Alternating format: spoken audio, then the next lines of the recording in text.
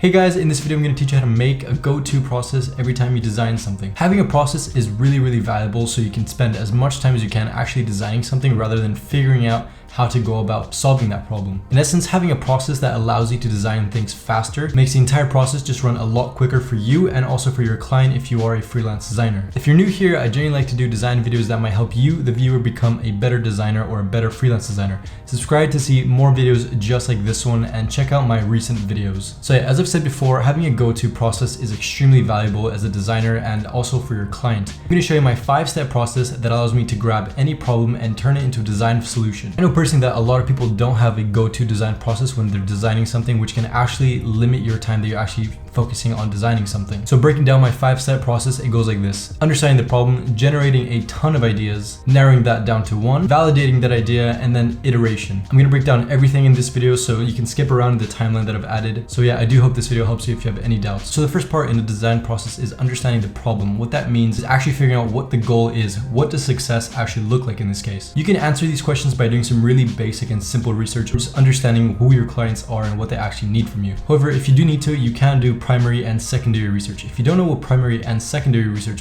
so primary research is pretty much anything that you go out into the field and you gather yourself. That can be between surveys, that can be interviews, that can be going into a store and looking at products and gathering information. Then it's pretty much anything that you go out and do yourself and you gather your information. Secondary research is pretty much everything I've described above, except someone else has already done it for you and you're simply just collecting that information, whether that be online or at the library or reading through a book, anything like that. And usually secondary research is a lot cheaper just because everything is already done for you and you just need to look it up. So yeah, the first step into getting a process for your design work is actually knowing what the problem is. The next step in getting a design process is generating ideas. The goal here is, once you've actually identified that problem, is to create as many ideas and as many solutions to that problem as you can. We really are trying to strive for quality over quantity, so really don't worry about getting a single one right or a single perfect answer. And to quote one of my lecturers at second year university is to kill your darlings, which means that don't fall in love with any idea too quickly or too soon. And especially don't be set on an idea and not want to listen to anyone's other ideas right from the beginning. That is the worst thing that you can possibly do.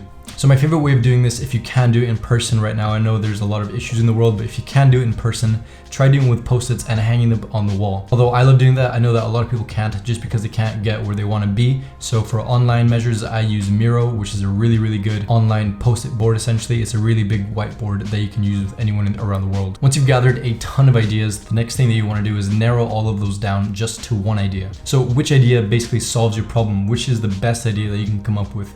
And if you don't know, one way to measure this is try to go by logic or just by feeling, like which idea just feels better and which idea essentially solves the problem that you need to be solved. I really can't give more advice on how to actually find the idea that fits better, just because these problems can vary so much between session to session. So it really does depend on what you're actually doing. Once you have that single idea, the next thing you want to do is to go out and try to validate it as best as you can. Maybe that's coworkers, maybe that's clients, maybe that's stakeholders, just anybody that you can get an idea from that will be valuable to you. Then go and try to get that idea validated and go get some second opinions essentially. To do this, you might want to have a few surveys or a few interviews and really try to keep an open mind, because at the least expected time that you'll think someone might have a really valuable opinion, it'll come up to you and they might have a really good idea that might benefit you. So really try to have an open mind when you're doing these questionnaires or these interviews with your stakeholders. From here on out, it's essentially the end of the process, which is refine, redefine, and re-release the project or the solution that you were coming up with. Now, the reason I said not to fall in love with the first idea that you had in the beginning is because the interviews and the questionnaires that you might have given out to validate your idea might have completely just absolutely changed what the idea was in the beginning. So now you have a completely different thing that you had in the beginning, but it is better because it has been validated by others. So the feedback you got just can drastically change what you actually get in the outcome. So from here, you're gonna want to go back to step 4 and revalidate all the ideas that you come up with. So this has been a really fast video, but it's just one that's extremely important every time you're designing something, whether that's a logo or a t-shirt or the next branding solution for the biggest company in the world. You need to have a process that you can rely on every time you design something so that you can focus more on the actual design and less on the intricacies of what that problem actually is. Do this process and you're gonna save yourself a ton of time. You're gonna save your clients a lot of headaches. And honestly, you get to spend more time doing what you actually want to do, which is designing rather than scrambling to find a way how to solve this problem that you actually need to solve.